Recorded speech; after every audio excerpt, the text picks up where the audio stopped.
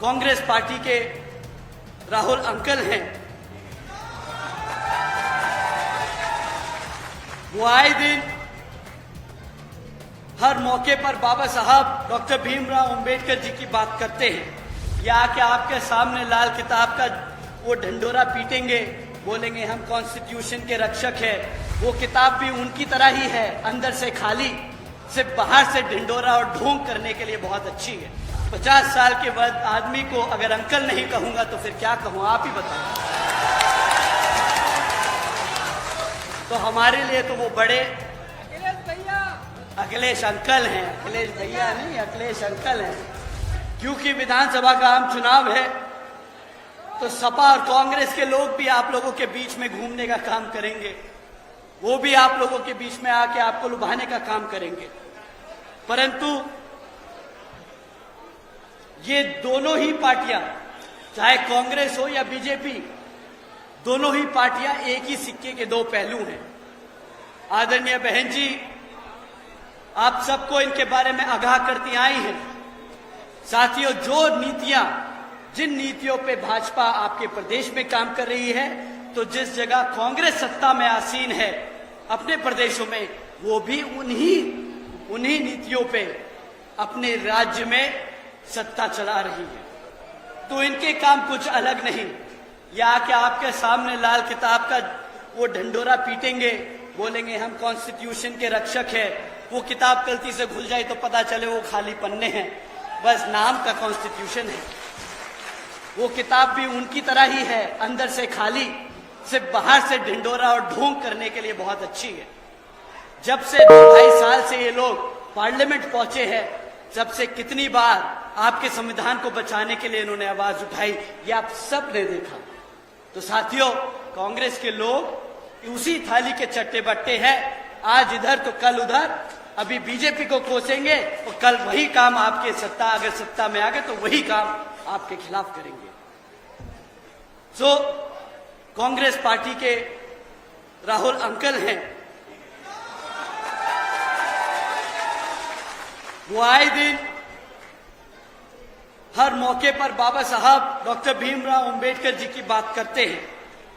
परंतु जिन प्रदेशों में उनकी कांग्रेस की सरकार चल रही है, वहीं पर वो वही काम कर रहे हैं जो यहां भाजपा कर रही है। तो अगर गलती से भी अगर कांग्रेस को वोट पड़ गया तो ये वही हरकत करेंगे जो इन्होंने बाकी प्रदेशों में किया। और रही बात सपा के राष्ट्रीय अध्यक्ष आदरणीय अखिलेश अंकल जी की, मैं पूरी इज्जत से, पूरे आदर सम्मान से उनका नाम ले रहा हूं। उनकी उम्र अब हो गई है। अगर मैं 30 साल का लड़का 50 साल के बाद आदमी को अगर अंकल नहीं कहूंगा तो फिर क्या कहूं, आप ही बताएं। तो हमारे लिए तो वो बड़े अखिलेश अंकल हैं, अखिलेश भैया नहीं, अखिलेश अंकल हैं। तो आदरणीय अखिलेश अंकल जी, तो उनका तो यही नहीं समझ आता कि वो अपनी पार्टी में पीडीए करते कह रहे हैं, परंतु कभी पीडीए का मतलब कुछ और हो जाता है और कभी कुछ और।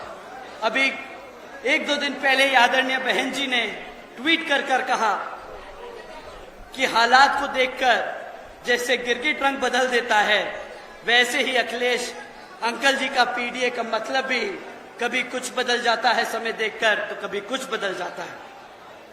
साथियों, अगर आप उनका 2012 से 2017 का शासनकाल को अगर आप याद करें तो उनकी सरकार के दौरान सत्ता में संभालते ही एक छेड़छाड़ की विवाद से पूरा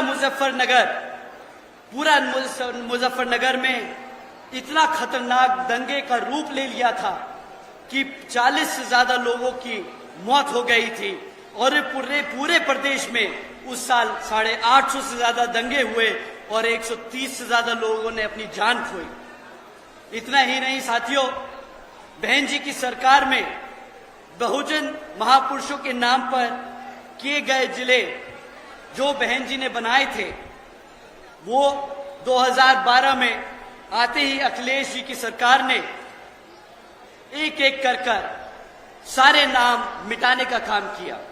कांशीराम नगर को वापस कासगंज कर दिया, महामाया नगर को वापस हाथरस कर दिया, रामाबाई नगर को वापस कानपुर देहात बना दिया, छत्रपति शाहू जी महाराज नगर को वापस गोरखगंज कर दिया, ज्योतिबा फूले नगर को वापस अमरोहा बना दिया और पंचशील नगर को वापस हापुड़ कर दिया। साथियों, ये सिर्फ नाम बदलना नहीं है, इन सभी महापुरुषों के नामों से हमारा इतिहास जुड़ा है। हमारे महापुरुषों के नाम पे रखे गए ये महानगर, इनके महानगरों के नाम लेकर हमारे बच्चे अपना इतिहास याद करते, वो गर्व महसूस करते कि हमारे महान संतों गुरुओं ने भी काम किया, उनके नाम पे भी महानगर है। परंतु इनका असली चेहरा आप लोगों के सामने आ गया था जब इन्होंने सत्ता में अपना कदम रखा। इन्होंने वो सारे नाम बदल के वापस वही कर दिए, हमारे महापुरुषों का आदर सम्मान नहीं किया। एक तरफ तो पीडीए करते हैं, हम जब सरकार से बाहर हो गए और वापस आना चाहते हैं, और जब सरकार में थे तो हमारे महान संतों गुरुओं का आदर सम्मान न कर पाए। एक तरफ बीजेपी, कांग्रेस और सपा जो गरीबी विरोधी नीतियों पर चल रही हैं, और दूसरी तरफ हमारी आदरणीय बहन कुमारी मायावती जी की नीतियां हैं, जिसके तहत चलकर यूपी में बसपा की सरकार के दौरान आदरणीय बहन जी ने सावित्रीबाई फुले शिक्षा बालिका योजना चलाई थी।